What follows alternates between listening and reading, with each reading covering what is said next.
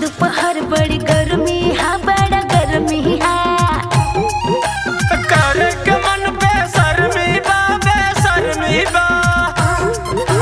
जेठ दोपहर बड़ी गर्मी है, बड़ा गर्मी है।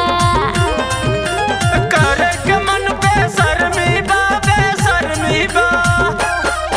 बस कोरिल तो से निहोरा हो, निहोरा हो, निहोरा हो।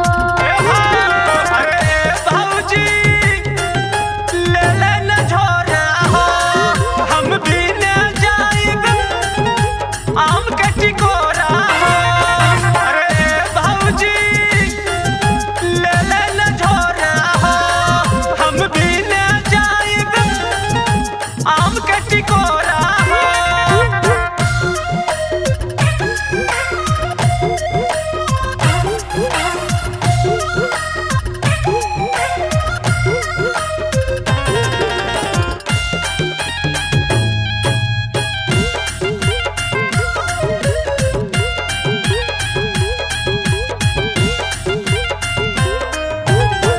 जेठ दोपहरिया में लाग जाई घाम हो। एक बेर मिला तू तो हो जाई आराम हो। अब तनी छाव में आराम कर जाए। जेठ दोपहरिया में लाग जाई घाम हो।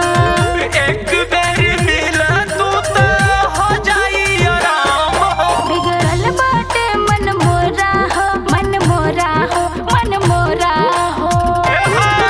अरे भाऊजी ले ले न झोरा हो, हम भी न जाइब आम के टिकोरा हो।